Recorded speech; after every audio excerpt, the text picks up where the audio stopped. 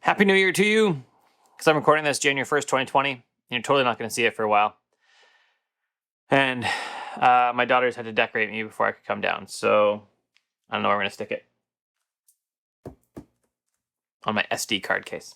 Today, though, we are going to talk about this thing, which I teased in the end of the year. This is the Inateck KB02010, KB02010 keyboard case for your iPad Pro. So let's do it. All right, but let's start with the disclaimer. They sent me this, and that's it. They just sent it to me for free. They didn't say anything else. But I got it for free. I didn't pay for this. And when I first got this keyboard, I actually thought they made an obvious error, and it was the top. And I thought the error was, I don't know if you can tell here, but there's a bit of rubber right on top here, and it's like rubber right there. And I thought, man, there's no way that we'll charge the Apple Pencil that way. But it does. Right, there you go, charging the Apple Pencil. And that was excellent. I was like surprised right away because I thought, oh, the tolerances are so small there. Like, that's awesome. I'm glad they could do that and that they thought about this, and yeah. So anyways, that's good. On top of that, they actually included another one. I'll show you this too. So we have our top Apple Pencil holder. Oh, try not to get the light in there. Oh, and you can see my shortcuts. And then they have one down here, right there. Right, so you can slot it in there, or you can slot it in on the top. And I actually I keep it mostly on the top one because it's got little lips in here. There's a little channel here. And that means that even in my backpack, it doesn't pop off. So I found it way more stable than even just the bare iPad there. So I stick it in my bag and it 99% of the time stays on, unlike with, say, the Bridge keyboard, where the iPad is just basically exposed on the edge and it pops off pretty easily all the time. So this basically doubles the weight of your iPad Pro. It comes in at 1.4 kilograms or 3.08 pounds with the entire thing together. The case itself weighs 797 grams, which is 1.75 pounds. And the iPad and only the protection layer, so not the keyboard, because the keyboard does come off, comes in at 2.49 pounds, 1,131 grams. Now, for all this weight, you actually get a really good amount of protection. It's completely covered. I'll show you again. It's completely covered all around, right? You've got rubber all around up here, and a big chunk across the bottom and across the back, right? It's all covered up. And really, you'd have to drop your iPad like flat on the surface and have something that like sticks up to impact it if you didn't have the keyboard on. Once the keyboard's on, like, that's pretty solid too. So you're not gonna have a problem with that. It's just protected. I really like that. You can even see like it kind of bumps up here. So like it actually has like drop corners on it. So if you dropped it, like there's smushy corners, and it's going to be well protected. That's excellent. Like, it's really good. I'm really happy with the drop protection on this. And for the weight, it's really good. Now, what I often do if I'm not going to use the keyboard is if I just open it up. It's hard to see maybe, but just rip it apart. And now I only have the iPad, and it has a kickstand. And it would sit on a surface like that. And that's excellent. I actually hate like the Apple cases where they all right, it comes off and it folds around so that the part that's going to touch your screen is right here on the surface, because I've got kids and kids are messy. And there's always something sticky and something crummy on the cabinets, because that's just what kids are. They're messy, messy, messy, messy. To get the keyboard back on, just balance it. It's way easier on a soft surface or on a hard surface or on your lap. But you kind of line up this T-bar here with the channel on the back right there, and you press it in. I actually can't do it on my shoulder, I realize, so I'm just gonna put it back on my lap and do it. And I'll have some B-roll here, and you'll say, oh wow, that looks kind of good. And it is pretty good, actually. It works well, it stays fairly secure, like, right, I got my iPad hanging from it now. It's gonna stay secure, that's great. Now, one thing I don't love is that, I'm not sure you'll be able to see it here. Just dropping my Apple Pencil. There you go. Is that from peeling it off, there is a little bit of fraying right here. A little tiny bit of fraying, right? Oh, try not to focus on my face. Hide my face. Right there. A little tiny bit of fraying on the end right there. So I've had this since just before Christmas. Like I said, we're shooting January 1st. I got this, when was it? I don't know, like the week before Christmas. I've used it, or 2 weeks before Christmas. I've used it like all through Christmas. It's great. So that is a little bit of a concern long-term, whether it's going to last or not. I'm not sure if it's going to last, but We'll see. It's like a 3-4 week in right now, and it's doing okay.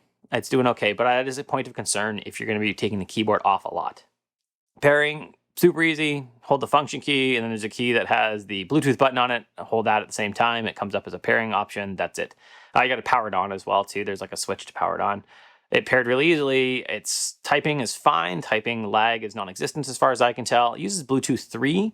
Now, some people have cited Bluetooth 3 as the issue at the Akko 3068, and I'll have a video up.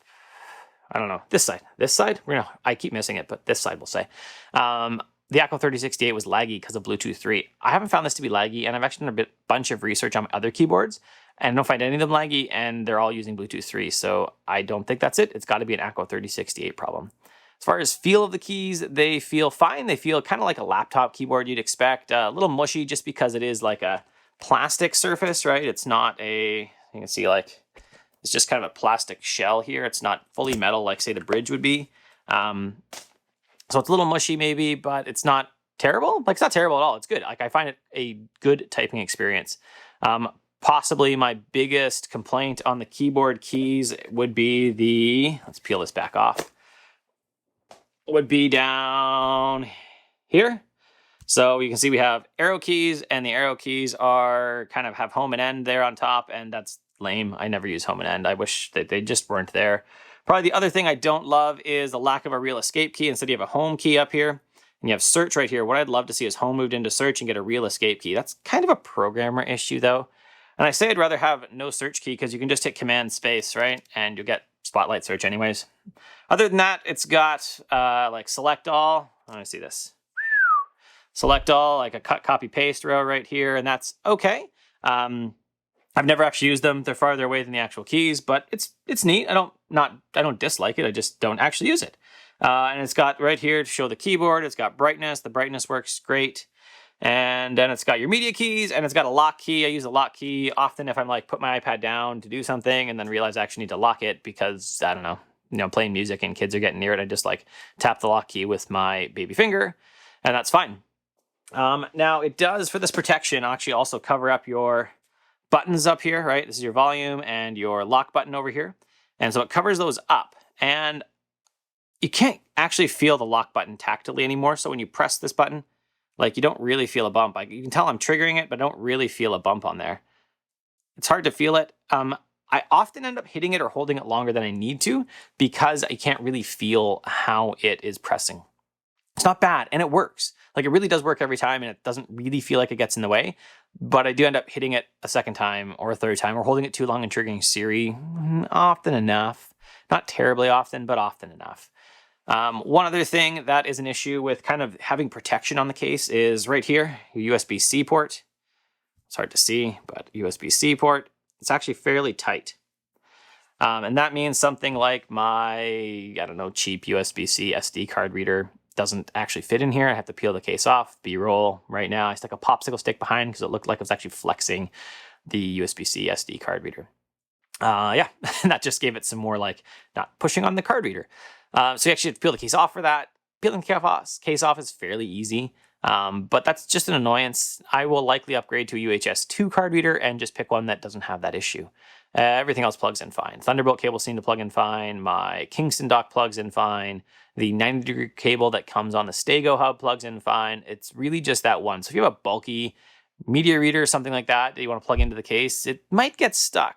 Now, it is just rubber. You could trim it a little bit, and I don't think you'd really lose much protection on that. I actually don't think it's not really the top bar here. It's not really this chunk right here. That's the issue. It's the sides. So if you trimmed a little bit off the sides and left the top bar, I think you could get in some of bulkier items without having any issues.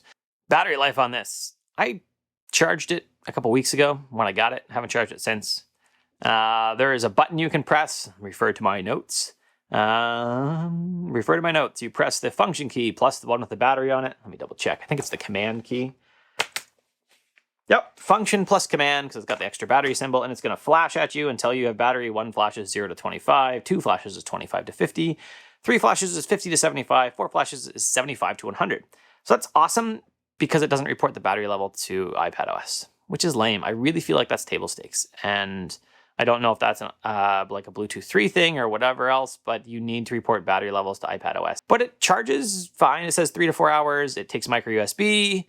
I'd rather pay $10 more and have USB-C, but it's got micro USB.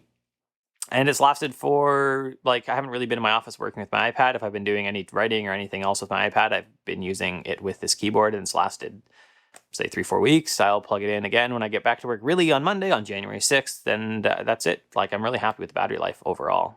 So this is another one where if you're doing a lot of lap working, this is not the best option for you because it has a kickstand, and the kickstand is slightly, it's got a cutout for the camera. See right here, cutout for the camera. Oh, how can I show you that? Cutout for the camera. So that means you put it on your lap. It doesn't actually span the full width, and it doesn't even span the full width of the iPad either, right? And you can tell, again, here, it cuts in a bit on the iPad. It doesn't actually expand the full width, so there's a bit of, like I say, a finger gap on each side. That means it doesn't sit on your lap as well as, say, something like the Bridge. What I've done a few times is when I'm just going to watch videos on my lap on my couch, then I take the keyboard and I just flip it around behind. I'm not going to reattach the keyboard again. I flip it around behind so it's sitting like this, right? And I put the kickstand right here, pull it down. Oh, kickstand onto the keyboard like that, and it's sitting on that, and it's connected properly because it's not right now. And that works great. That works fine, and that's good and stable. Otherwise, I pull out the lap desk that we keep right beside our couch anyways, and then it's perfectly stable as well. And I can have my coffee right beside me, and that's important because, you know, coffee is really good. If you're going to use a lot of lap stuff, go with something like the Bridge, something that's solid, rigid, because this isn't going to cut it. It's fine everywhere else, and I find, like, really my lap computing is much lower than I would expect. I don't use it on my lap a ton. If I'm going to use it on my lap, it's because I'm, like, reading a comic or something else. I'm not actually, you know, don't need to type at that moment. Backlights, keyboards, backlights. It doesn't have them. I don't actually care because I never use the backlights on keyboards, but it doesn't have them. So if you care about backlights on keyboards, this is another thing you won't like about the keyboard. It doesn't have backlights. There's another model that does, and I think Channel TechCraft reviewed it because I sent it to him, and it's got like a funkier kickstand, and it doesn't seem like an adequate kickstand to me. So again, should you buy the Inateck KB02010 case, which is, stop with these names. It's like the LG 27 UL500. It's, I don't know, come with a better name, I guess. Anyway, should you buy it? If you're doing a lot of lap work, then probably not. If you are mostly working on a hard surface, if you know, like your coffee shop, stuff like that, if they are going to have a table for you pretty much every time, this is a great keyboard. I really like it. So like over the last 4 weeks, have I had it off at all? I don't know that I've even had it off at all, except to put in an SD card reader. Other than that, it's been perfect, and I like it, and it's going to be my keyboard case right now. I would love it if the keyboard attached with magnets instead of that little bar, like the TouchType Pro did. Check out the TouchType Pro video up here, which is a great one. Great keyboard if you want a summary, but it has some issues in V1 in manufacturing, so I can't recommend it. But I wish I could. I hope when those sort those out, I want to be able to say, like, it's perfect, it's excellent, and you should get it. That's probably the best case I've seen so far. Inateck, really good. I like it. It's going to be my case right now, unless I'm traveling, unless I'm doing like a full day out in the world, and I need to have the Bridge keyboard just so that I can have the option of being on soft surfaces on my lap without, you know, worrying that I can't work for the time. That's it. If you liked the video, then give me a thumbs up. If you loved it, I suppose you can subscribe, but don't hit the bell because you should be doing work. You'll have YouTube time later, watching my videos then. Otherwise, hang out with your kids, hang out with your family, and go do other stuff. Have a good one.